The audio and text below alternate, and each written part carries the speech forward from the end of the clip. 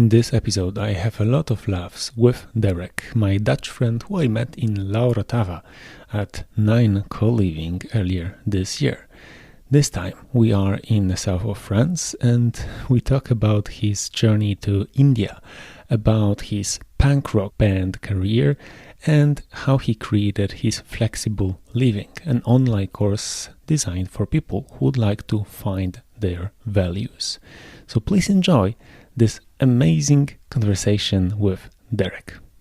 As always, you can find all the details about what we discuss in this episode at nerdontour.net/Dirk, which is D-I-R-K. nerdontour.net/DIRK. Hello and welcome. I am Piotrek Bodera. This is Nerd on Tour podcast, and today I'm talking with my friend Dirk. Hello. How are you doing?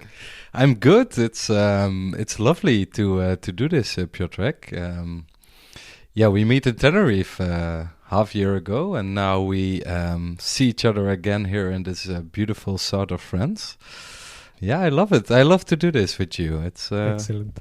Yeah, I don't spoil too much. I have some ideas, but it's lovely to do together. Before we jump into your amazing stories, I want to make one remark regarding your name, because you are Dutch and your first name is spelled D-I-R-K. Yes. And in English, you could be familiar with Dirk Gently. It's a Netflix show based on a book. The same guy who wrote Hitchhiker's Guide to the Galaxy created this very twisted story of a detective that is like trying to solve the mysteries of the universe. Okay. And the only thing that he's always saying is that everything is connected. Okay. And eventually, like, all of his cases are made that everything is connected. Yeah, like the universe is spoken to him when he was dreaming, and then the monster came from the woods, but it was actually a creature from someone else's dream. It's like super confusing, but yeah, it's fun to watch. And again, there is another name in English that you spell D-E-R-E-K, but for this purpose, for our meeting, we stick to the thing that your name is Dirk. Yes. I know that it's spelled Dirk. yes. It's funny because we live a little bit the same life. Maybe we talk about it today as well.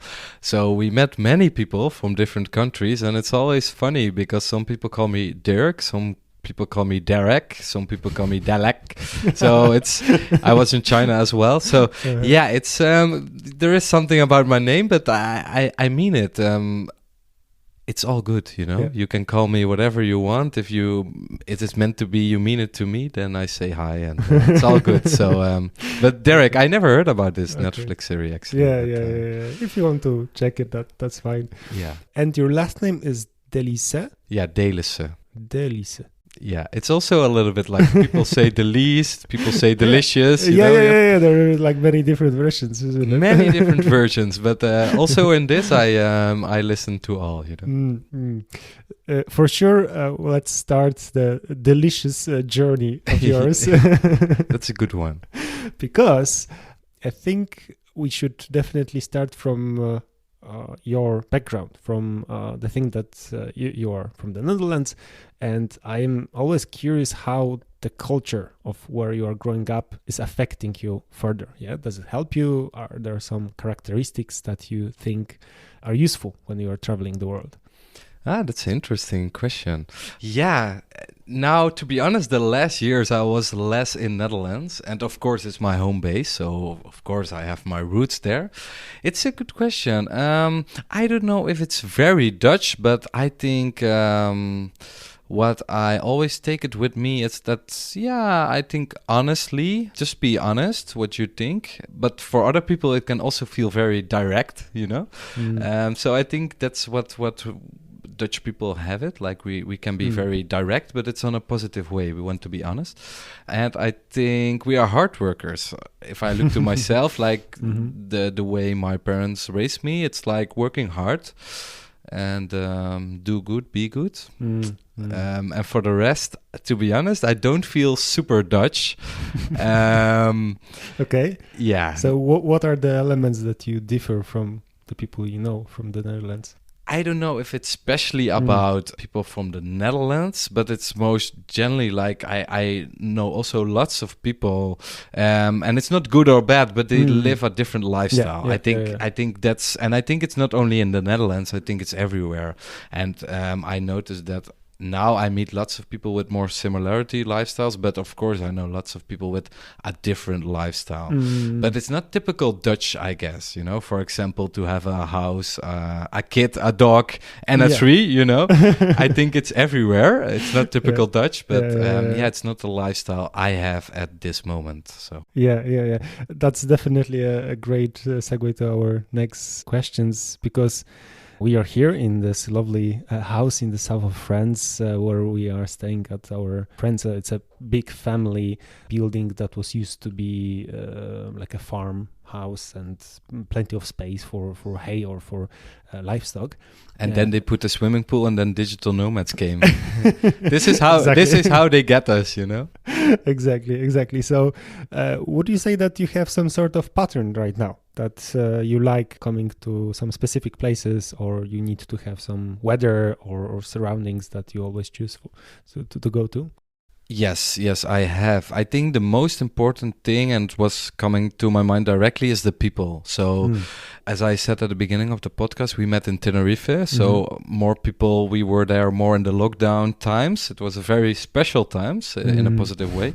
So, I think I follow a little bit the people, or we follow each other. So, one is people, like connections I have, and I know they go there, and then I want to meet them again. So, that's one. And second, I need to be very honest that it's a really pattern. I love to have sun and sea. It makes me very happy. So that's also a very big pattern coming back. Yes. You don't get a lot of sun in the Netherlands. No, I think not. Maybe some other Dutch people who are listening now, they think like, oh no, we don't have it too bad. But for me, I always feels like Netherlands is a lot of rain and gray. Yeah. Of course, in the summers it's nice too. But summer lasts for like 2-3 months, and then the rest of the year is great. Yes, that's how I feel it a little bit. So in the winter, I always try to escape a little bit, and So the pattern is people and sun and beach. Excellent. And I think this is something that I also follow. Yeah, like you should not be ashamed of the self-awareness. Yeah, that you prefer these conditions over another, because once you are location dependent, once you choose the people you are spending time with, and the beautiful scenery where you are staying, should definitely choose it, and definitely use it as much as possible. I fully agree on that. For me, it's like I try to live a value-based lifestyle, and freedom is for me super important. And what I mean with freedom, like if I'm at the sea, or if I feel so free. I feel so free to swim. And same with the people, like the people we are now meeting a lot, they have like an open mindset. They are very inclusive for everyone, for new ideas, very open-minded. So it's also a part of freedom. So freedom means a lot for me. But it sounds like, oh, I like sun and nice people, but there is way more behind. It's not shallow. Yes, exactly. And I always said to the people, it's not that I wake up here one day. So it has a long history, and it's not a coincidence. It's not a coincidence. Okay, so if you could tell me more about this long journey, because I was quite shocked when you told me your beginnings in terms of your punk rock career. Yes. And I was like, no, it's not possible. Like, he's now a yoga teacher and a therapist, and he's so, friendly to people. And then you saw me on internet with beards and long hair, and I actually didn't do a lot of research. How did you look, or what did you do in your previous life? I just, heard your stories when you were telling it to me. And if you don't mind, just please tell it more to our listeners. What was it in the past that kind of attract you to the punk rock world and, being a rebel? That's a good question. Like I was I think very young already. I think there was a famous a little bit rock band in the Netherlands, and I was 11. And I think my hairdresser, I know her for many years. She was going to these festivals and she saw this band, and I was looking, and I'm not sure what was really attractive me, but I saw like they playing and people, they go crazy, and they were like this guitarist with long hair and he was like very looking cool, and I thought this is nice, you know. And it was at the time that also Green Day was coming up. Oh, It's become the band. the band Green Day coming up. Yeah, it's the punk rock band. It's a very famous punk rock band from the USA, and I had this DVD, I think DVD or video, I don't know, but yeah, and I saw them playing, and I thought this is so cool.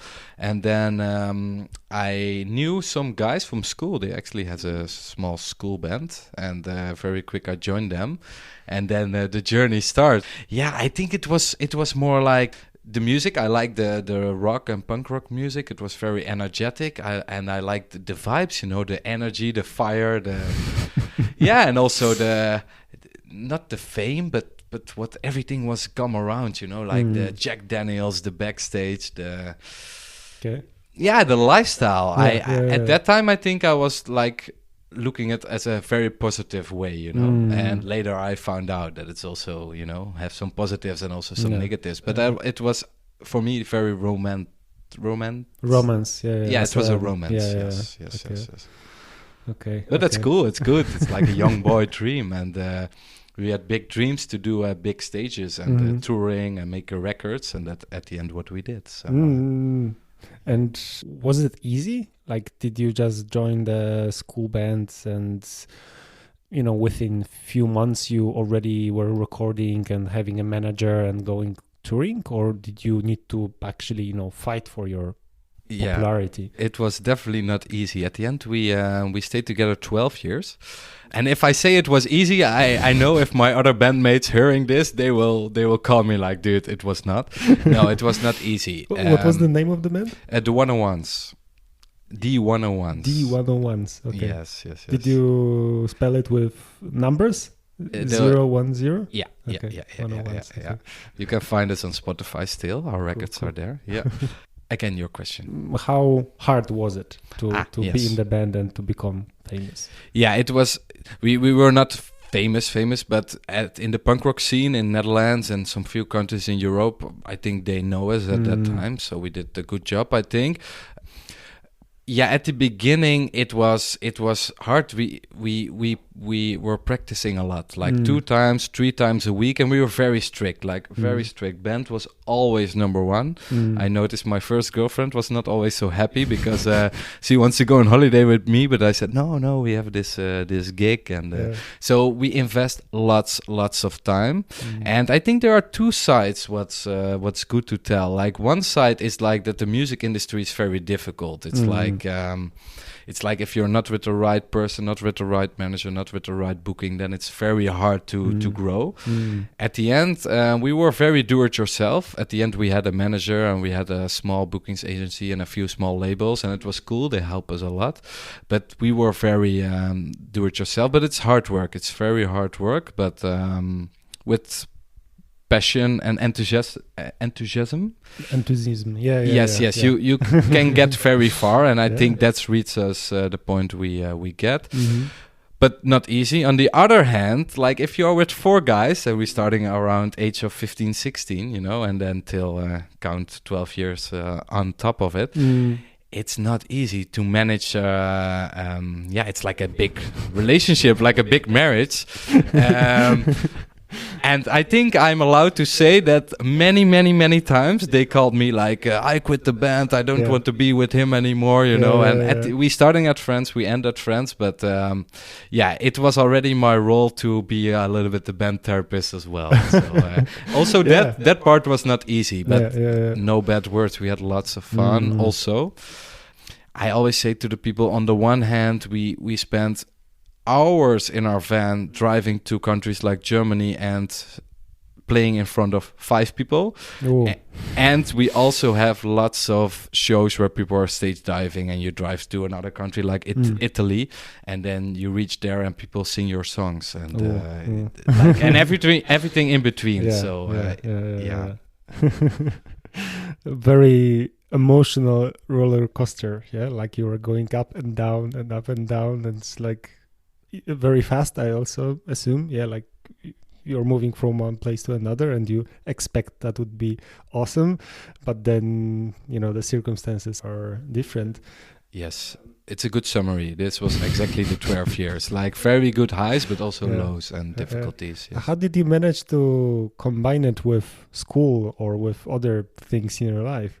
It's interesting that you ask about it because I did many studies. I started actually as a nurse, so it's cool to tell. I started as a nurse and then I was working, do some study, and then from Tuesday till Sunday we did like gigs and. I remember one of my teacher on Monday morning. We had like this practice school. You need to practice, and as I said, I started a nurse, so you need to practice at school. And I always tried to find a fake hospital bed, and I put myself in it to sleep. And then I asked the girls, because I was the only guy in the class, and I always asked like, if the teacher will come, please wake me up. And so I did my hangover mornings at school. So it was a little bit flexible, I guess, maybe we come back on the term flexible. Now I mean something different with it. But it was not always easy. But when I getting older, I get more responsibilities with my job. And if I look back, Piotrek, I think how I managed. I don't want this busy and crazy life anymore, but it was just do it and go on and go to school or work till 5 and then just get picked by the van and just go and come back late at night, sleep a few hours and do this again. Yeah. Did you have a chance to record some videos, not in like music clips, because I know you have those?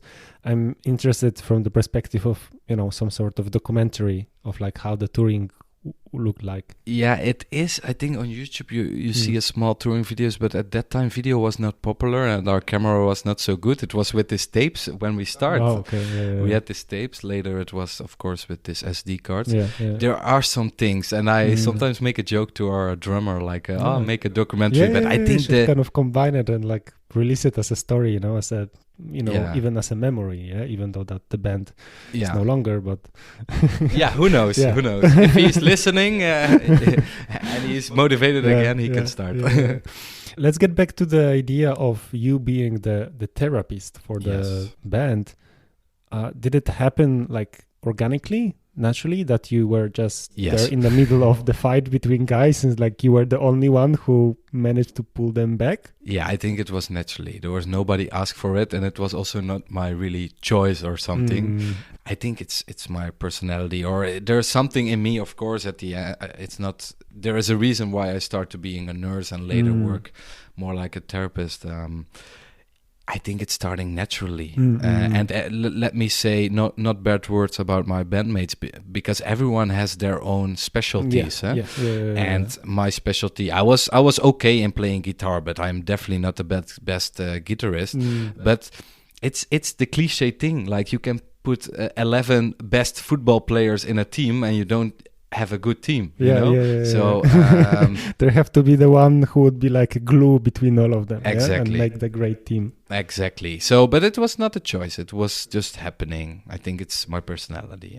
And does it mean that you didn't have any fights or any arguments with other band members? I think I had to. I don't know, but to be honest, and I'm not sure if everyone knows me very well, I'm agreed, but I think I have almost never a real fight with someone. Like if you're I look, very peaceful. I think so. I think so, but maybe I can agree. Like as far as I know, you, Derek, like we had couple of months living together. Yes, in a co-living, and now we are again living co-living space. Let's go like this. You are definitely a peaceful creature that is, pulling everyone together in this like nice vibe. Yes, and. Yeah, it's just amazing to know that you are professionally trained to also help people in difficult situations. Maybe good tell you, Piotrek, it's not the act, it's not that I'm working when I'm in private with people. I think it's just sometimes people ask about it, and thank you for the compliment. And sometimes people ask me about it, but I don't know better, It's just that I'm like this, and what I always try is to. Of course, we all have behavior, right? But I always see what's the meaning behind or why people do this. And sometimes people are maybe a little bit angry to me, but that doesn't mean I'm angry to them, because sometimes I see they struggle or they, it's touch a trigger of them. So no reason for me to be angry back. It's we can find a way.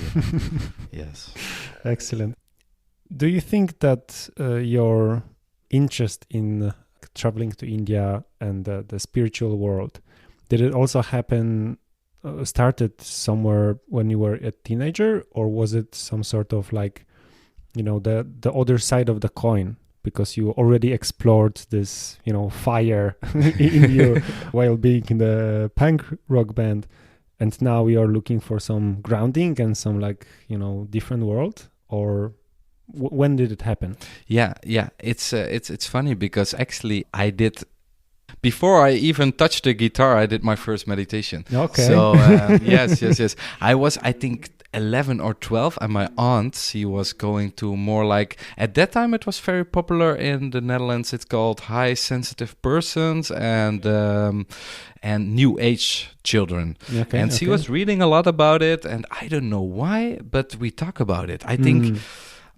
Even when I was way younger, I was used to talk with other people about life. I felt connected with it. And then one moment, at that time I got a little bit sick. Later, when I was younger, I got really sick, physical sick. But just before that, I get a CD of a guided meditation. I was 11 or 12, and that was before we starting the band. So it was already a little bit in me. Yes. Okay. And you knew that the CD is not regular music.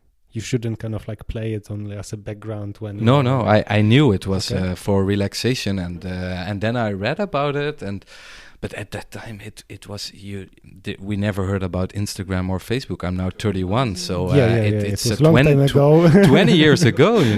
I know if we want to go on Amazon, you need to go on the phone line. You need to ask your parents, can I go 10 minutes on Amazon? So it's another time. But I read some books about it, not much. At that time I was not a big reader, but this CD, and I talked about it, and I had some stones, some crystals when I was very young. Very young. Okay. Yes. So your aunt, was she very into it?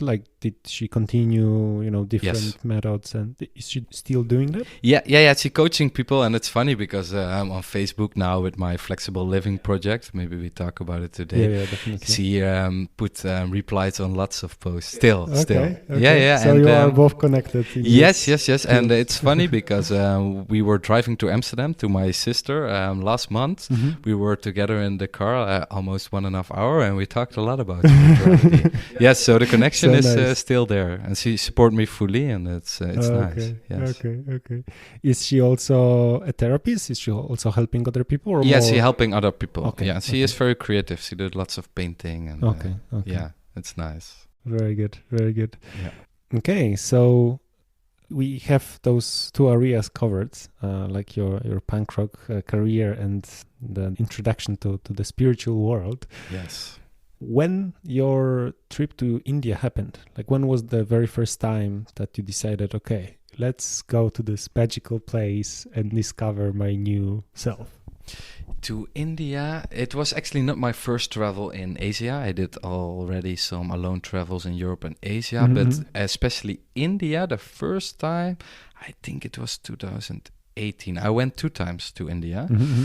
And the first time it's a funny story behind, I can tell if you want. It's 2018. And the second time it was just before all this Corona things happened. Also a funny story about that. Okay. It was 2019. Let's start with the first one. Okay, let's start with the first one. 2018. I think at that time I was in Nepal, and my girlfriend that time, she broke up with me when I was arriving in Nepal.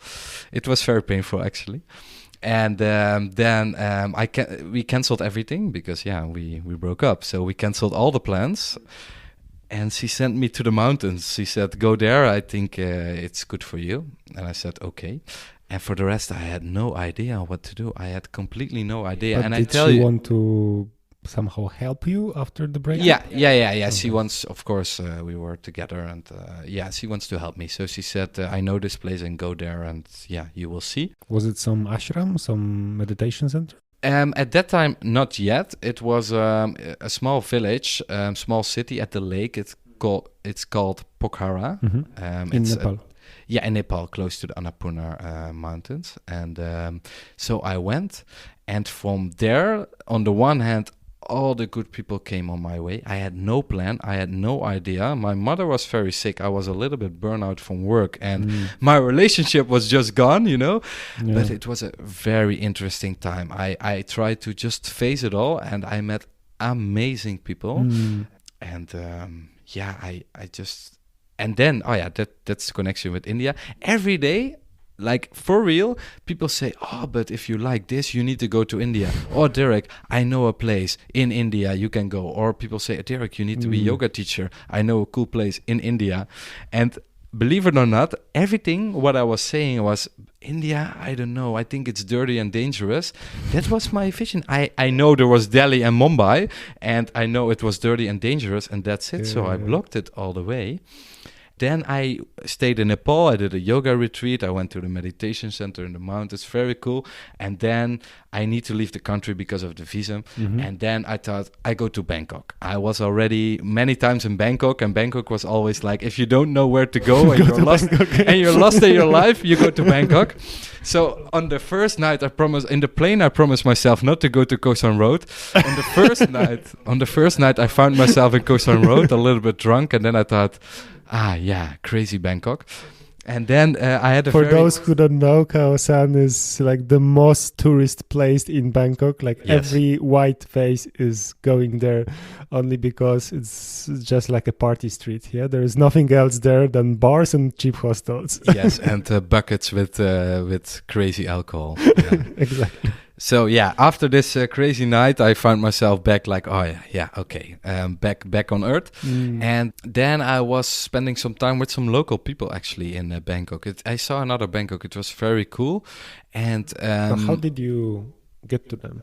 Yeah, sometimes I use like these applications, you have some applications for friends or sometimes dating applications. But at that time, I was single, of course. I used a dating application not to date, but also more to, to get good connections. Yeah. I was always honest about it. Like, I just want to meet some locals or just on the streets, or in a bar that you can talk. And, especially in Khao San. It's like and in Khao San it's easy. Yeah, so I became friends with some Thai people, and in some of them I'm still in contact with them. So nice. And I noticed that after 2 weeks I was in my bed and I was thinking, all these people in Nepal, they talk about that I need to be yoga teacher or meditation teacher. And then I thought I give it a try. So I Googled. At that time I thought I want to be meditation Why teacher. did they say so? Yeah, I think they felt it in your aura. Yeah, they felt it, but also I think the things how I talk, it's a big interest of me to give advice or help people or to talk about life or how we deal with difficulties and that time I know in the hotel, it's a true story. In the hotel I was Googling meditation course, and then there was a pop-up like 10 days meditation course in Rishikesh, India. And I looked to it and I thought, why not? And I think 5 minutes later, I had a WhatsApp call with Dave Ohm. It was this meditation teacher there. And he said, you can come. It's in 4 days. It's not a joke. It's in 4 days and you can come. And I think 20 minutes later, I booked a flight. And then half an hour later, I noticed that you need to have a visa. It was like 84 hours and I don't know. And my friend came back and... I told I booked a ticket to India, and they're like, what did you do? So I just booked it, and I went to India. 3 days or 4 days later, I found myself in the Air India plane, and they have this beautiful, if you have the seat, and at the back of your back you have this image of this Indian spiritual yogi. And I was in the plane actually, and from that time I realized oh my God, what I did, This is the place? Yeah, or no, but what I did, I had no clue. I thought India was dangerous and dirty. And then I found myself in the Air India plane. And it was crazy times at that time. But so that was how I get there. And then I did this meditation course. And then after this meditation course, people ask me, where are you going to travel in India? I said, no, I don't travel in India. I fly back. I go to Myanmar because I want to go to Myanmar. I said, because I think it's dangerous, and why should I stay in India? Yeah. And then friends said, but Dirk, it's amazing. You will love it. And then there was a friend from South Korea. We walked in the mountains in Nepal, and I noticed she was close by. So I texted her, and then she said, yeah, we can travel. And at the end, I stayed 1 month more, and I had amazing time. Okay. And I fell in love with the country, with the people there. It's amazing. Yeah. So let's focus again on the transition, because you're still in the band at the time, or the band has been kind of closed? No, we stopped. At that time, we were stopped. And why did you decide that this is the end of this chapter? Yeah. And we at the end, we all decided, of course, it was not one person, but one was more like starting to talk about it. Yeah, the last record we did, we raised lots of money. We worked very hard to get more money, and then we went to the USA, to San Francisco, to work with a very good, famous producer, Sampura. He's well known in the punk rock, and and we said it's all or nothing. We say we had some good fans. We play some nice festivals every year. We had some nice small labels, but we say we want to go next level, and we want to give it all. And at the end, we were touching it. There was a very big label and a good bookings agency, and they were very doubting yes or no. And at one point, at the end, they say no, and then we felt a little bit back to the same level we were, and it's very beautiful. But we said no. We spent so much energy and time at already 12 years, and if we don't reach this top, then it's okay. It's not then negative we stop, but then we reach what we want and what we did, and then it's good to stop. And it was good for everyone, I think, or I know. And then there came way more time and space, time and space for my own thing. And then I start more this travel vibes, yes. Yeah. So you said that it was on a good conditions, you still remain friends, and you just said to each other that, okay, so that was a nice ride, but it's time to move on. Yes. Do you know if your friends from the band also kind of started different, careers and different directions in their lives? Yeah. I know one band member. He's still in studying, and but he do his own thing, and he still in the music world. No. He's not in the music. And then I have our bass player. He had another career work-wise, so that's also cool. And our lead singer is the only one who stayed in the music. So he has now some side projects, music projects, and he do other things. But so everyone went their own path and had some new things in their lives. Yeah, that's beautiful. Yeah, and nice to hear that. That there was no drama or no fights or no. Of course, things. Sometimes it was a little bit. It was a little bit intense. Intense. Yes. Okay, so I would like to dig in a bit more in the world of India. That's one of the places that I never traveled to, but the longer I am spending time with you, with other yogis, with people who actually experience living there, and not just traveling for like 2 weeks and like checking off, oh, I have a picture in Taj Mahal, because it's not. I never visit the Taj Mahal actually. Exactly. It's not a priority. Could you tell more from the perspective of what exactly happened that you had this view? Yeah, like you thought that India is dirty and dangerous. Yes. And then you started to realize that it's much more complex. Yeah, that there is much more things to kind of experience. Yeah, complex is the right word. And let me beginning with this. Like there's so much to say about India, but I will not dive deep into the political stuff or into the woman stuff. There's lots of going on. Of course, what's not good. I need to be honest. There are lots of things. But yeah, I think it's not my mission. It's not for me to change. I cannot change it. And yeah, so lots of things to say about this, but I focus a little bit about my experience. Yes. What's my experience? But it's good to notice, right? Some people, when I talk positive about India, they say, yeah, but the woman rights, is that not important for you? Let me clear. It's super, super, super important for me. But yeah, I cannot change the whole world. So yeah, choose your battles maybe. And, you can still appreciate the beauty of a place or a culture while like being aware of their dark side. Yeah, exactly. So today I look more to the beautiful sides, what I saw, and of course the craziness. Yeah. Let me say this about India. I always said like this. It's like coriander. Like I can make your favorite dish up your track, but if you don't like coriander and I put it on it, even you don't like your favorite dish. And of course, India is not as we are used to in Europe, especially not in the Netherlands, because if you're walking on the street, sometimes you meet some cows, you meet lots of people, there's lots of noise, like there's so much chaotic things, it's so heavy. It's like this coriander. I can handle it, I can see it, I can laugh about it, I can, to be honest, I become very mindful. The more crazy it was, the more calm I become. Yeah. But if you cannot accept that, then you don't see the beauty. So behind all this craziness, you have like these people, especially old people, of course, but especially the young people.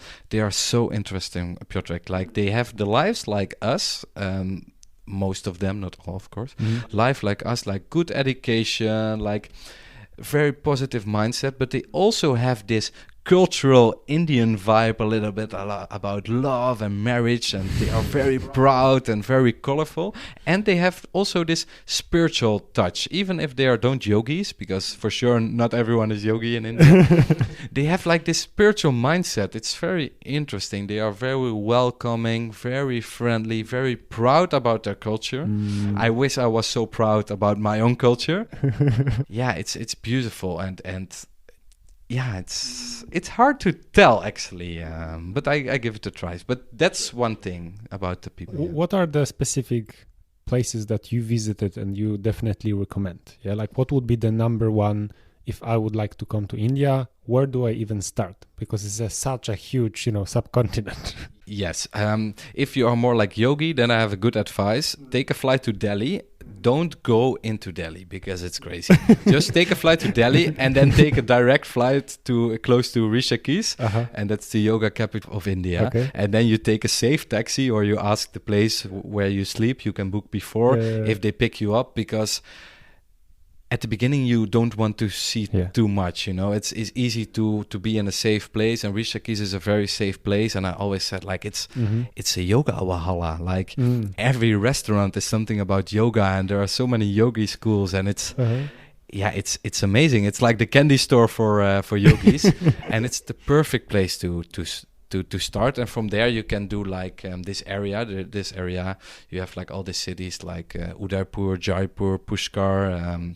This area is very cool, a little bit more in the north. That's what I did at that time. And the second time I visited India, it was more in the south, so Kerala is very beautiful, and I went up to Mumbai, Pune. Goa is special India. It's not real India, but it's fun. I went to Madurai, so yeah, but also used like Google. You can just count. But I like the south, to be honest. Okay. I like the south. The people are very friendly. Also in the north, but I love the south. Yeah. Okay. But start as a yogi in Rishikesh, or if you're not yogi, just book the flight and book a good taxi to a place. That someone take care a little bit of you, and from slowly they would introduce you to the craziness. Yes. That's a good advice. Okay, I remember also when you were doing some meditation for us, nice guided meditation and dancing workshops and other things that are yoga related, but not so like 100% only like doing exercises or stretching, that you also managed to go into this, like very advanced courses, or very advanced meditation, like silent retreats and other things that last for like 5 or 10 days. Yes. Would you recommend that also for people who are just starting out, or would that be only after like you really like this coriander to feel like, okay, this is my world and you want to go further? Yeah, I think if you never did yoga or meditation before, let me say you don't need to go to India. In Europe, especially now, it's a little bit difficult. I think it's still not possible. But I always said to the people, because I get this question lots often, okay, if you are interested in meditation but you never did before, find a nice small retreat, not hardcore like 10 days silence with almost no food and a bad bed and cold shower, You can start nice, just find a nice person on internet who do this retreat for a few days. But I always said to the people, like, think about what you want. You want palm trees, sun, and vegan food, or you want to learn something about meditation, So it's and you can combine as well. So, but choose. It's not bad or good, Choose what you want, but you can start a little bit with this, like a nice retreat or a yoga retreat, and from then, if you like it, you can build it up. I know people, they start with hardcore. It's also possible. You have like this Dhamma Vipassana 10-day silence. You can Google it and you can go, but it can be hard sometimes. So start with nice retreats, start to talk with people, go to your yoga class around the corner, or if you ever be at the place, start to do this kind of things. I think it's nice, and then you can fit if it's something for you, and from there you can always go more crazy. At the end, I went to meditation centers where they do lots of expression and dance, and I loved it, but it can be very overwhelming at the beginning. What would be the most crazy thing that you would do in India? I did dynamic meditations in many meditation centers, and it's like a morning meditation, 1 hour, and it's like with jumping and saying who, and it's with screaming and crying, and it's with dancing, and it's with standing still in silence for 15 minutes. It's with breathing. It's very chaotic, very intense. I think if my colleagues, the psychiatrist, seeing me that, he will maybe say like, Dirk, we need to prescribe you something. Take those pills, please. It's a joke, of course, but but it's Piotr, why it's interesting. It's not about this craziness. It's very interesting that our mind get involved all the time, and this is what I like about this meditation. But I go also to some aesthetic dance parties, and what I start to love it is that you can be aware of your own thoughts. Your mind is creating thoughts, and this is about this, because the first time I was doing this dynamic meditation, it was in Nepal.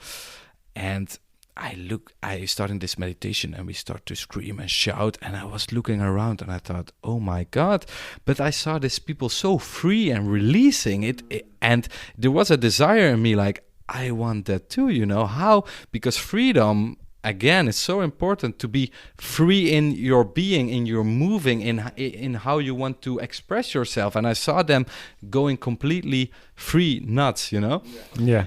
And then I tried it, but all the time my mind was like, what the fuck, Dirk, what are you doing? And then I learned how to take a little bit distance from your thoughts. We cannot change them, but we can choose if we listen to them. That's why I really love it. And now, for example, if I do an aesthetic dance party or something else, it feels so free. It feels so free because my mind is still my mind. It creates still the same inner monologue. bullshit sometimes. Yes. It's not original. But now I know, and I learned, not always, but now I manage lots of times to diffuse a little bit from it and just to enjoy, be free. Oh, those are beautiful words, and I'm really happy that it's a nice transition to the next topic, because you are licensed therapist for the Dutch health system. Yes. That's what I know. Yeah. I starting as a nurse, and in the Netherlands, there is a system that you can grow up, and at the end you can be more like a therapist. That's what I'm doing now. I always have a psychiatrist or above me, so but I can do my own thing, but I stay very in contact with them, so they are the head of the treatment, the doctors. Yes, or the high psychologist. So but I do therapist job. I do most of them acceptance and commitment therapy, and now I also do a new study in schema focused therapy, and I work now for Dutch mental health care 13 years, but I starting as a nurse in the office, and then I grow, and while sleeping in the hospital beds. Yes, at school. At school. It was not at work. No. I was always very responsible from the beginning, but I didn't open a single book at the first year. But when I was with the clients, they loved me, and I was very passionate about it. Yes. Okay, so how does it actually work? Because for me, it's very refreshing to hear that you can work in this kind of traditional structures, like being therapist sounds very responsible, and especially if you are only in the contact with the customer, with the patient, on a voice call, or a video call. But this is still something that well-trained people like you can do. But how exactly it works? Like what is your schedule of what exactly do you do in your job?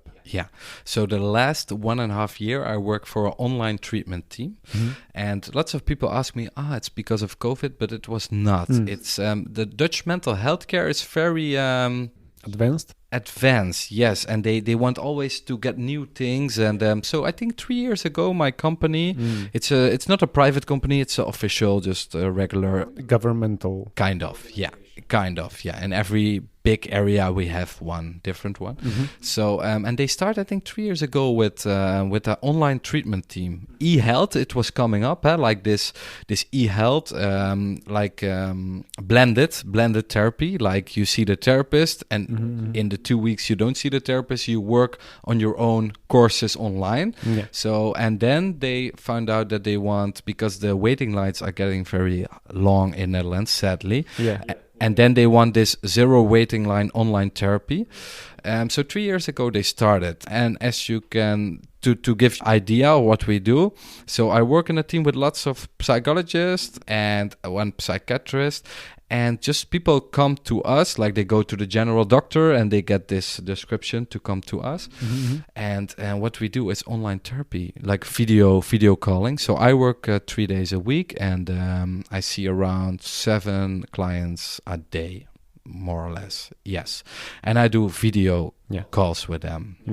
So it seems very advanced, but in a sense that there are people in the government of the Netherlands that decided, okay, keeping people in a queue is actually creating more problems, because if someone cannot go to the doctor or cannot speak with a professional, their health is not improving. Yes. It's degrading, because they need to wait, and they need the help as soon as possible. So it's unbelievable to hear that this is actually solving the problem, that they saw. It's not solving everything, but it's in the good direction. At the beginning, we didn't have a waiting line. Now we have a small waiting line, but it's nothing compares to, for example, the care for people with autism. Sometimes you need to wait 1 year. yeah, it's not good. So yeah, it's good that we have this system, and I'm very positive about this online treatment because lots of people are at home. You know, I see their cats flying by sometimes, and yeah, I think people feel safe at home. And some people ask me, and they say, Derek, but can you? Connection is so important for you, and like body and connection. How you choose? Why you choose to be online? And I said, but believe it or not, I have with most of the clients a super good connection. Sometimes on the first meeting, they cry and they say like, but I have the idea I can trust, or I can trust you, or I think you understand me well, or you can have very deep connections with people. Does it work for all citizens? Like anyone from the Netherlands can just call some number or some book the meeting with you online for free? Or yeah, I understand your question. It's a very it's not easy to explain how it works in Netherlands. Okay. But let me say that in general, the Dutch mental health care is not bad organized. Okay. So I think we have a well organized system, and when you really need help, there is always help. Yeah. To come to us, you need have a little bit longer problems, or it's not that the first problems you don't come to us. So and you go to the general doctor and he check with you, and then they can send us to us, and then we check with you like okay, so it's not some sort of like a general helpline. No, we have to, but it's not where I work. I work more in a higher line of mental health care. Okay. And this is the interesting part from the perspective of digital nomads. Yes. Because as you described, you work 3 days a week talking, on video calls, like 7 people or more or less a day. But you can do this actually from anywhere. Yeah, like you do not need to stay in the Netherlands. They do not require it from you, is it? Yeah, and it's amazing. I when I was starting as a nurse, I noticed, I think it was 7 years ago, maybe digital nomads came up a little bit. And I noticed that at that time I was a nurse. I was just, working, in this hospital, kind of mental health care hospital. And I saw this and I was looking online. I thought, oh, wow, if I ever can do something abroad, how cool is that? Because traveling was my big passion. And I always... It's not a joke. I always cried when I was coming home after I travel. It was like I love my job, but I don't want to be here all the time. And so it was a dream. It was a dream, and I think I knew this online treatment team was there for 3 years, but it was never came up in my mind. And I think 2 years ago, or 1.5 years in the middle of the pandemic, I was doubting myself, like I want to go on travel again, and I don't want to come back all the time. Like, for example, if I meet nice people of a nice place, they always invite me to stay, but I always said, no, I need to go for work, and I didn't want that anymore. But I have too much love and passion for my job, so I was struggling. And then one morning I wake up, and it was like this Dave Grohl moment, the singer of the Foo Fighters. He wake up one day and he said, rock and symphonica, you can do it both, And he started Foo Fighters more like symphonical rock things. I didn't know that. It's in this documentary DVD. And I woke up like this. I thought, but Dirk, you can do both. And then I talked to my mom. I said, I'm gonna not ask my manager, I'm gonna talk with my manager, and I can say, I want to go to the online treatment team. What do I need to do? From India, At that time, I had the idea to go back to India. And I think the same week I was with her, and I said, it's not my decision, but it's also not a question. So this is what I want, and can you help me with this? Yeah. And I noticed she was laughing. She was laughing to me, and at the end I was asked, like, why you laugh? And she said, you look so passionate, you look so positive. How I can say no? How I can say no? And she said, we already have one colleague. It's funny, actually, she's now here with her van. Yeah. She was working as a psychologist already 1 year for us, so she was a good example. Okay. So she built a trust. But my manager said, let's check. And then a few months later, I moved to this team, and then I was checking, like, okay, can I go back to India? But it was not possible. And then I was Facebooking on a digital nomad platform, I'm looking for a place where they do yoga and where it's sunny. And then someone said, you need to go to Nine co-living, of course. in Tenerife. Yes, because there they do yoga and it's sunny. And I booked for 4 weeks. And at the end, And you stayed? 6.5 months. Yes. Exactly. Yeah, this is a usual thing. We will be talking about 9 co-living. Yeah. I think with other guests, and this is the common theme for many of us, especially when the pandemic was locking down a lot of people in different countries. That was our safe haven. Yeah, like we really enjoyed the time being there and like supporting each other. Yeah, this is what we needed. Let's say some things about 9 co-living, because it's not just a co-living. Yeah. I really want to say it. It's founded by Anne, a Dutch woman, and I think she was the first in Tenerife. I think she was at the beginning of all this co-living stuff. Yeah.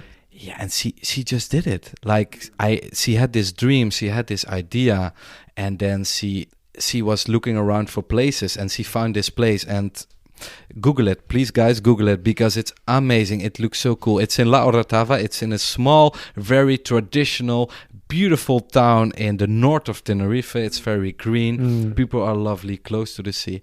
And she bought this beautiful house, and she just started, and she built this co-living, and yeah, it's an amazing place. I visited. The community there is like the best ever. Yeah, like, I saw people, because everyone was in lockdown, for example, and they come to the place, or some people, they were struggling a little bit with work, and you see them changing in 2 weeks. Like this, you can see it in the eyes. Like there is life back in the eyes. But there is a problem, because no one wants to leave, and everyone wants to come back. So I think it's always fully booked for 4 months ahead. Yeah. So I go back in November, and I heard it's already fully booked till February. Yeah, but we definitely recommend it. It's worth waiting in line, and if you can plan your trips ahead. For everyone who work online, and even if you are a little bit scared or shy, because at the first time I was also like, I don't know. It's a warm bed. It's amazing. Yeah. Okay, let's get back to the work as a therapist. Yeah. Did you choose the 3-day a week schedule, or could you increase it, decrease it? Like how does it work where you? No, our full work week in the Netherlands is 36 hours, and I work 9 hours a day. Because freedom is my most important value, and I found out if I work 9 hours a day, I can only need to work 4 days instead of 4.5.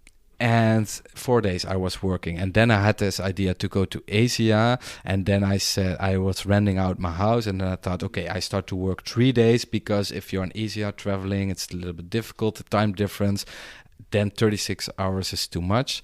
So then I choose to work less. And in the Netherlands, they are quite flexible with it. Yeah. Okay. But doesn't mean that they would need to hire additional person that would, take over the hours that you do not work? Yeah, we have, I think in total, we have like 8 36 hours for the team, and then we check how many hours every colleague have, and then okay, so it's the shifts are like always manageable, like between you, like the whole of your team, so it it can change from week to week, like how exactly but we don't have this 24-hour care, so we only are opening during the business available hours of during the business hours. Yes.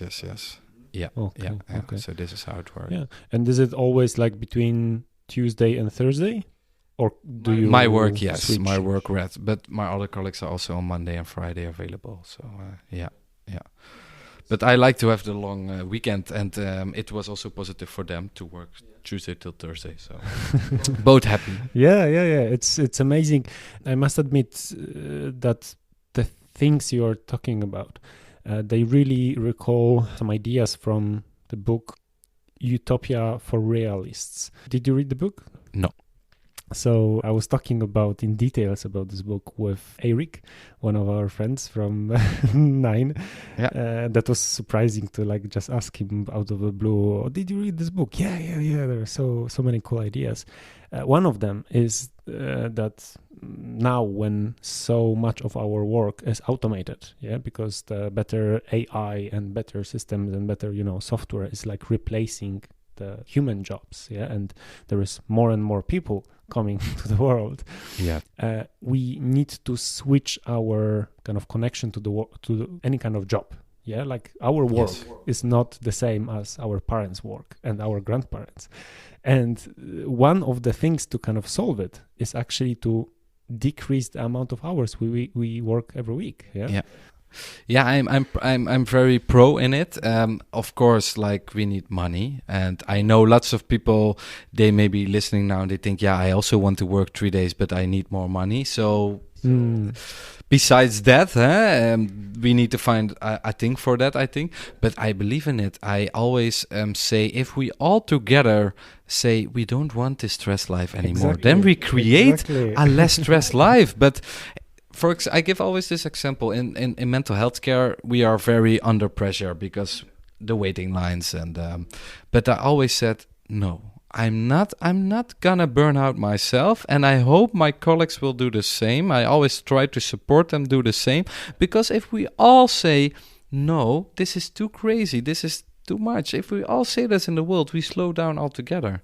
And that's what we need, we need to relax a little bit more. I read an interesting book. It's from a Dutch guy, and he was like telling about the human in the early days, and they were chill a lot, actually. They're doing nothing a lot, and it was very healthy to do nothing a lot. And when I read that, I was like... They didn't have Facebook or news 24/7. They didn't know what is happening in the next village. Yes, so they were just not chilling. On the other side of the world, while we can constantly, like be hooked, like, we are all dying. Yes.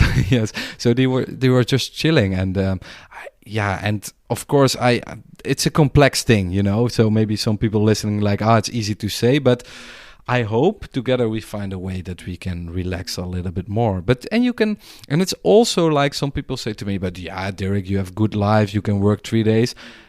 I always give the example, but I didn't wake up like this. Yes.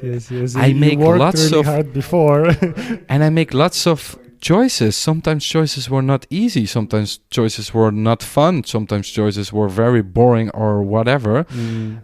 But I stick to the plan. I knew what I want, and I stick to the plan. I work very hard for it, and then if you receive it, then you can work maybe a little bit less. But I work 3 days for Dutch mental health care, but I also work on Monday and Friday for my flexible living project. So I'm still working 5 days again. And to just wrap up the idea from the book I told you, the premise is that it's much better to have a society when like people are working for 2 or 3 days a week and we all have a little bit of money than have just 1% of people who are super rich and like working as and dying because of burnout, and then have 30 or 40% of unemployment because there's no work. But if we split the work that we have and like everyone have some work, but they have just a little bit of money, because it's always the question, we should have a welfare system or whatever, blah blah blah.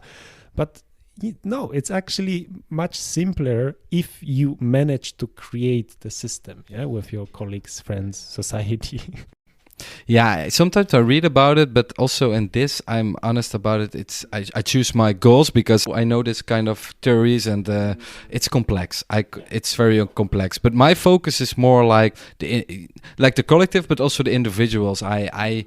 What I really like, if I see people living their potential and they live in freedom, whatever it means for them, and if they find a way how to deal with difficulties, and I see them grow, and if I'm in connection with people, like for example, we have sometimes talks like this subject. I know it's very interesting for you, and for me, I know some things about it. It's interesting for me, but I love to see you passionate. So that's but I cannot change the whole world. So sometimes I try to block myself a little bit about some subjects because I cannot do it all. And we need to be focused. Like if we are not focused and we are always trying to do everything, then nothing will happen. Exactly. Exactly. Okay. It's very nice to find the different faces of you, Derek, and to experience them and to see how well you are managing with all those little things.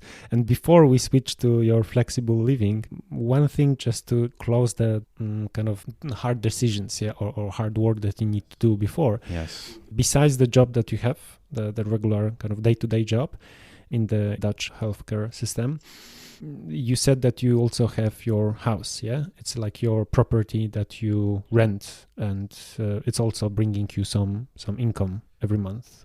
How does it work? I bought my house once, and there are people living now, so I rent it out. And but you have been living also in this house before, yeah? Yeah. But it's But now when you started working abroad and not living in the Netherlands anymore, I was thinking what to do. But before that, sometimes I think, how many lives I lived. I want to tell you the story. I was walking the Camino de Santiago, and long time ago, and when I came back, I was in my house, and I thought, this house is too big for me alone. So I start to rent out. So two best friends were living in like room by room. Yeah, like different rooms. I rented out, and it's nice to share. So you created your own co-living. Yeah, you can call it like that. So I did it already for more years, and now there's a family living, and they are very happy. I'm very happy. So it's good. It's helping me also. And you also receive some licensing fees for the music that you published on Spotify. Yeah, but it's not that much anymore. But still, yes. Some I think every quarter we get an email of this label guy, like, hey guys, this is the So, but it's some like pocket money. Pocket money. Yes. Leave on. Yeah. But it's interesting. To manage to create those completely separate pillars, that you have your work, you have the property, you have the licensing fees. Are there any other sources of or income for you that kind of help you keep No, not now, but I start with my project, the flexible living. But I'm in the stage of putting lots of money in it. But it's not about the money, it's about my passion and energy, so I love it. But but what for me interesting in it is that what I always try to teach to the people is you can have many different lives, and you already say this. You said, Dirk, it's interesting. You hear and see your different sides. I try to live this because I can go still to a punk rock concert. I can go to a 10-day silent retreat. I can go to enjoy any one of them. I can go to an aesthetic dance. I can go to a nice fancy restaurant. And drink crazy expensive bottle of champagne if we get it for free, And I love it. I love it all. To be honest, I love it all. And it was changing because I was also in a co-living in a castle in France, and there they teach me how to drink champagne, and then I get a proper workshop for that. And then I thought, this is cool, and it's all me. It's all me, and I try to accept it's all me. When I was younger, I was always like, but if you are this, then you cannot be that. But bullshit, the way, seriously. So the way we need to look to ourselves needs to be flexible. If you are today this and tomorrow you're that, perfectly enjoy it. Yeah. Okay, so please tell me, what is flexible living then? Yes. Yeah, it's my new project, and maybe I know I'm very positive and enthusiastic about it, and that's also the start. It's from my heart, it's from my passion. But actually, what I want to do is two things. On one hand, I want to teach the people how to deal a little bit flexible with the difficulties in life, like difficult feelings, difficult situations. Your thoughts, I always said the biggest problem is our thoughts most of the time. So that's on the left hand. And on the right hand, I want to help the people to start to do what they really want, find their values and just live it. It's actually what I try to do. It's like, it's funny because I have this business coach, and sometimes he laughs a little bit because of course, I struggle myself also, so my own struggle, I use them also. So I use my own project for myself as well. I try to live teach what you preach. Is that Or walk the talk? Yeah. yeah, exactly this. So that's what I try to do. Like, find your values and start to live it. And while you're walking in this right direction, you can see values as more like a compass, you know? If freedom is important for you, it's not... I always said you have goal-focused life and value-focused life. For example, freedom is important for me, and I know what I want, but it's not about reaching all the tops and reaching all my goals. But Mount Everest, yeah, I need to go to the top of this mountain, and nothing else matters. Yes. And then you reach it, and then it's like, okay, so what other mountains there are in the world? Or you don't reach it because it's closed, and then you are feeling very sad, and this whole 2 weeks of preparation was not fun. Or 2 years, yeah. Yes, or you think vitality or adventure is important for me, and I love to go on the Mount Everest, and then you have lots of fun on the way, and maybe you reach the top or maybe not, but this is the whole journey is already Yes. fulfilling you. Yeah. Yes. So it's about how help people finding their really important values, and then start to do it. Feel the fear, do it anyway, and then try to act flexible to whatever is coming on your path. Would you say that the flexible living is trying to help people switch from the goal-oriented life to value-oriented life? Yeah, it's one part of it. Yes. Yeah. And I remember back in Tenerife at 9, we talked more about like the background, where did the whole kind of structure came. Yes. Could you tell more about this, I think 5 pillars of... Yeah, it's 4 pillars, but let me say, I want also the credits. It's my project. It's a lot of based on the schedule of the acceptance and commitment therapy. It's a very new, but very... Who did it? I think Rush Harris but there are 2 very famous big psychologists at America. It's a 3rd generation behavior therapy. So the 2nd was the cognitive behavior therapy, very well known, and now the 3rd is the acceptance and commitment. And the therapy. First one, just to have the... I don't know. I don't know. Okay. Yeah, it was before I was born, for sure. Yeah. But so it's based a little bit on this, but also my own life, my own experience, some yoga and meditation things. But it's based on four things. So I call it like flexible thinking. So how to deal flexible with the fact that you have all your brain and all these thoughts, they are helpful or not helpful. And how to diffuse from the non-helpful thoughts. So no need to struggle, no need to fight, no need to change them, but how to diffuse and take it less serious. Yes, stand back. So that's flexible thinking. Then you have flexible reacting. It's like how you react to difficulties. It's like how you manage difficult feelings, how you react to that. And it's about acceptation. And then you have flexible being, and that's actually where we're talking already about it. Like the way we look to ourselves, it's positive or negative. It's both not helping us. Like today I'm this, tomorrow I'm that. Yeah. There's I think it's from China. It's like kill yourself every day. Don't think it too serious, but it's like it's about ego and act flexible to the way you look to yourself. Yeah. And the last one is flexible doing. It's like find your values and start to walk. So the online course would be exploring those 4 elements, yes? Yes. So that's what I create a video course, and it's coming online on 17th of October. I was working hard on it for half year, learning lots of new things because I had no idea of marketing video websites at all. But yeah, it's coming online, and we're gonna do every part. Okay. So I gonna explain a lot about flexible thinking, about flexible living, flexible being, like all these parts. Yeah, you're gonna learn it all. So yeah. And subjects are created just in form of like short videos about every topic, or do you have some like interactive, questions or some, fields to input to write something to you, or how does it work? Yeah, it's a video course within 7 weeks, but you can do it quicker or whatever, but 7. And it's videos combined with a workbook. Okay. And in this workbook, I give lots of questions, some extra information, but also lots of practical things. ACT, acceptance commitment therapy, but also like flexible living is based on ACT. It's very practical. And it's cool because it's not only talking, but it's like doing, and it's very it's very helpful. And sometimes people ask me, they say, but Dirk, there are so many doing this already. What's the difference? And I think the difference is this, that lots of, I'm not a coach, by the way, but lots of coaches and all this other mindset people, they only talk about the good things, like follow me and you will get this, or do this, you won't get that.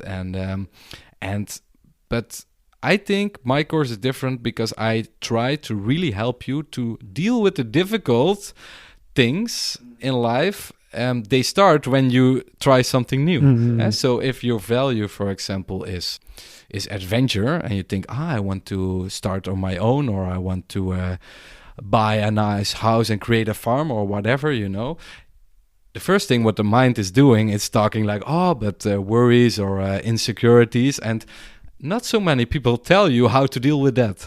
They say, follow your dreams and follow your goals, and they make like this nice things about positive things and positive thinking, but it's not easy always. So I think I'm a little bit different in the way I look to the things, and Is there also some part where the customer can ask you questions directly or connect with you on some video call? Yes, so I use software from a Dutch company, IMU, and the software is very good. It's very good, and they have like this chat option, and they can email, and so that's very nice. It's actually very easy. So if you go to the website like flexibleliving.nl, and it's in Dutch actually still. Sorry, I come back on that later. But if you go to the website, and then you can check about the info. And if you decide to buy, you get an email and you log in, and it's so easy. It's actually, they have an app, so you can download the app and you can follow my video course also on your mobile phone. Yeah. But it's in Dutch. It's a shame because I wanted to start with this one. It's important that you feel more fluent and like sure to do this similar to what you do with your work. Because you are a therapist for Dutch people and you are doing this in Dutch. So you wanted to start with something that you are 100% sure how it will work. Yes. Do you still have a plan to make it also in English at some point? Yes, I want. I really want. But no deadlines for now. You don't put No. The deadline is now to put it online. Okay. But I'm not afraid to dream big. So I want. But I mean, you don't have the deadline for the English version. Not yet. But I promise all the English listeners. I promise. I will do one day, and it's. Okay, let me say... No. I don't want you to...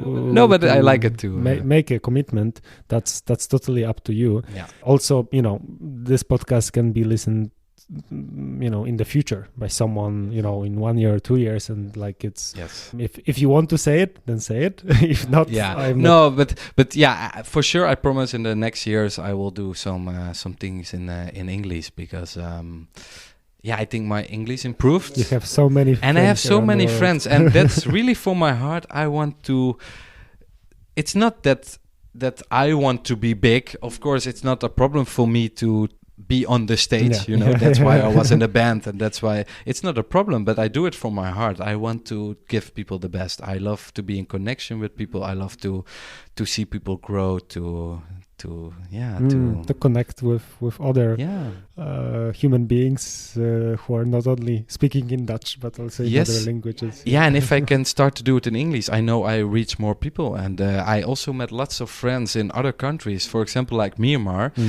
And it's so painful to see whatever is going on right there now. So my video course is definitely not a solution for that. But I still have the idea But still now, if people don't have the money to buy my course, please email me. Please email me and we find a way. Even I give it for free if you completely don't have the money, because it's, of course, we need money, and of course I like to have a good life, and I'm not afraid of money, because if you work hard and you do cool things, then it's good to get the reward for it if it belongs to you. But I like to reach lots and lots of people. So and in English, I know there are some poor countries and some people I met while I was traveling, some locals, and I love to send them one day my video course, like here it is. And that's very noble of you. And I know other author called Sam Harris. He's like a very known philosopher and neuroscientist, and he has a very similar approach. Yeah, like he has a mobile app and a podcast with like a paid subscription, and then some other materials that are, created definitely for like Westerner customer. Yeah, and he has very similar policy. If you are really struggling, just email this, address, and we will give it for you for free for like 1 year or something. Or discount, yes. So he's always like, believing in the other human beings, that they will not kind of, overuse his policy. It's more about, okay, if you have the money, pay the full price, and you know what you are getting, like a very high quality products. But if you are struggling, but you still need it, then, there is this way. Yes, it's beautiful. I walked the Camino Santiago, as I said, and then you have these donation-based places where you can sleep. It's lovely. And it's also interesting when you make it completely as a donation-based. There is like kind of average price that people are paying. Yeah, some people can give €5, and this is like a lot for them. But some of them would give you like 200. Yeah. Because this is how they feel, like this is the value that they got, and they feel completely content with what they paid for this. So it's always good to have these alternative models, not only like pure capitalism. No, it's good to combine, I think. Yeah. One more thing regarding flexible living: do you integrate spiritualism in it? How do you see it? A little bit, I think, but spiritualism it's a big thing, Yeah. But I think so. It's what we talk about now. That's also in the course, It's like the way I look, how to deal with thoughts, for example. You can call it spiritualism, or you can call it whatever you want. Huh? But a little demon is talking to me. Yeah. But I think in the West now, spiritualism have this vibe of being like this very, how to say, it's maybe not everyone has a clear view of what spiritualism is. And to be honest, for me, I'm just doing what I'm doing, and call it whatever you want. So I think the course is based on what we're talking about right now, my experience and what I learned from the ACT. And and of course there is a yoga video in it and a meditation thing in it, and if you call it spiritualism, it's good. If not, it's good. But I did a tryout with 7 people, and one of the feedback was like, this is also a very good course for people who are very down to earth, not into spiritualism. And she was very positive. And I think it's also my character. I can go to this crazy dance party, but I'm very grounded. I'm very I'm just me, And, no need to fly. It's so nice to hear that. If you have your arms open, and you're welcome to any other people, then you can receive a lot of love, because you are giving a lot of love. Yes. And even when you are saying this kind of things, it is for some people it can be like, oh, what they are talking about, like it's so weird, like but when you actually experience it, when you have this moment, when you are actually in a struggle, or your family situation is bad, you sometimes actually need just a hug from a friendly person, not reading books or something. So I fully agree. Yes, it's great to have this ability now to use the internet and to spread our knowledge and our kind of experience to help others.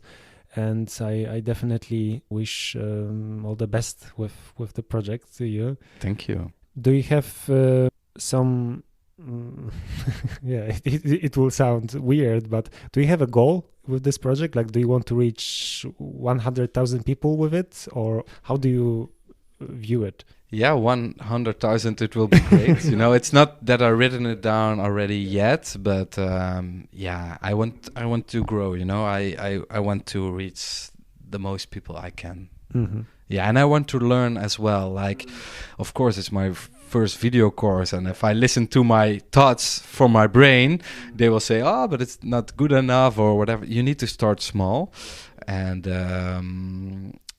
yeah, but yeah, I want to grow. I want to be, I want to reach lots and lots of people. So while keeping the value of freedom at heart all the time. yeah. So that's it's an interesting journey, and I already started. And let's see. To be honest, you never know. You can you follow the values, and of course, in these values, you can set a goal. I love to have this, you know. But yeah, let's see. It's already a very interesting journey.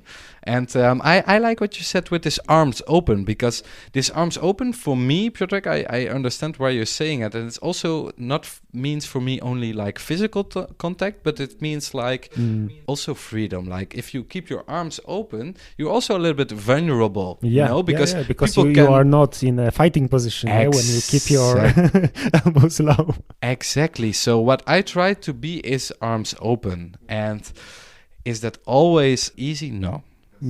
Because some people can hurt you, you know, but I don't want to change. I want to keep open because I believe this is real freedom, this is real love, this is real passion. And it sounds cheesy, but it's just this, you know. I think it's not. And yeah, I wish everyone can be open and just this, arms open. And if I can do something to help people to get more arms open, yeah, I will love to do it. Excellent. So where people can find you online? Yeah, I say it in Dutch because, dus www.flexibelleven.nl. So that's the Dutch version. For the non-Dutchies, you can go to Instagram and you can put in Instagram Flexibel Leven, or you can put my name, Dirk Delisse, and maybe you can put it in the description. My Instagram. Yeah. I will add all of the links to the show notes of this episode. Yeah, and then you can. But do you also have the flexibelliving.nl? Like in English version? No, not yet. Not yet. So, yeah. But okay, this is the place if you are interested more in this. And yes, and just feel welcome to follow me on Instagram. I try to also following back if I see it. And yeah, it's nice to stay in contact. Excellent. And also, if you're interested in digital nomad, you can follow Piotr, or you can follow me. Yes, it's a cool lifestyle. Definitely, we recommend it. Yes, from all of our hearts, and let's use our freedom now. Yeah. Yes, in a good way. Yes. I go surfing today. Yes. With Annemarie, with your colleague. Yeah, with my colleague. It's very cool. Hey, Piotr, I really want to thank you because you're a special human being. We met each other, as I said, months ago. And you're a special human being. In a positive way, you're very authentic. And that's what I really appreciate about you. Thank you. So stay as you are. And thank you much for the invitation. Thank you for coming and recording this with me. Yes. And I think we stop the recording and we're going to do a hug.